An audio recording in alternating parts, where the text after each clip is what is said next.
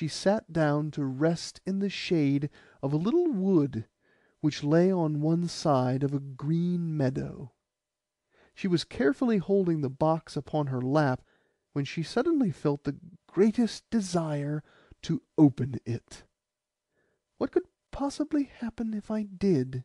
she said to herself. "I should not take anything out. I should only just see what was there." And without further hesitation she lifted the cover. Instantly out came swarms of little men and women, no taller than her finger, and scattered themselves all over the meadow, singing and dancing, and playing the merriest games, so that at first Graciosa was delighted, and watched them with much amusement. But presently, when she was rested, and wished to go on her way, she found that, do what she would, she could not get them back into their box. If she chased them in the meadows, they fled into the wood; and if she pursued them into the wood, they dodged around trees and behind sprigs of moss, and, with peals of elfin laughter, scampered back again into the meadow. At last, weary and terrified, she sat down and cried.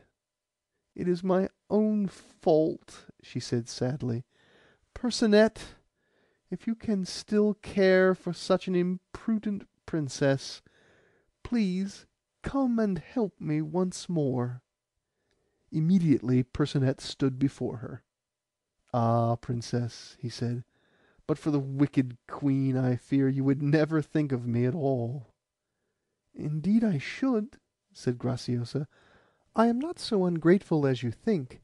Only wait a little, and I believe I shall love you quite dearly." Percinet was pleased at this, and with one stroke of his wand compelled all the wilful little people to come back to their places in the box, and then, rendering the princess invisible, he took her with him in his chariot to the castle. When the princess presented herself at the door, and said that the queen had ordered her to place the box in her own room, the governor laughed heartily at the idea. "No, no, my little shepherdess," said he, "that is not the place for you. No wooden shoes have ever been over that floor yet." Then Graciosa begged him to give her a written message, telling the queen that he had refused to admit her. This he did, and she went back to Percinet, who was waiting for her, and they set out together for the palace. You may imagine that they did not go the shortest way, but the princess did not find it too long, and before they parted she had promised that if the queen was still cruel to her, and tried again to play her any spiteful trick, she would leave her and come to Percinet for ever. When the queen saw her returning, she fell upon the fairy whom she had kept with her, and pulled her hair, and scratched her face, and would really have killed her, if a fairy could be killed. And when the princess presented the letter and the box, she threw them both upon the fire without opening them, and looked very much as if she would like to throw the princess after them. However, what she really did do was to have a great hole, as deep as a well, dug in her garden, and the top of it covered with a flat stone. Then she went and walked near it, and said to Graciosa and all her ladies who were with her, "I am told that a great treasure lies under that stone. Let us see if we can lift it."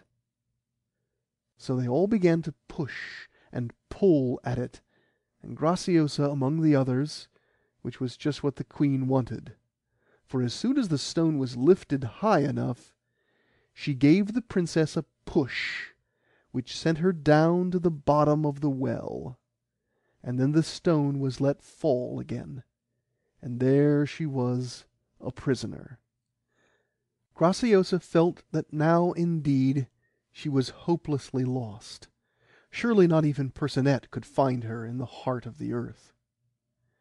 "This is like being buried alive," she said with a shudder. "Oh, Percinet, If you only knew how I am suffering for my want of trust in you. But how could I be sure that you would not be like other men, and tire of me from the moment you were sure I loved you?" As she spoke, she suddenly saw a little door open, and the sunshine blazed into the dismal well. Graciosa did not hesitate an instant, but passed through into a charming garden. Flowers and fruit grew on every side, fountains splashed, and birds sang in the branches overhead, and when she reached a great avenue of trees, and looked up to see where it would lead her, she found herself close to the Palace of Crystal. Yes, there was no mistaking it, and the Queen and Percinet were coming to meet her. "Ah, Princess," said the Queen, "don't keep this poor Percinet in suspense any longer. You little guess the anxiety he has suffered while you were in the power of that miserable Grumbly."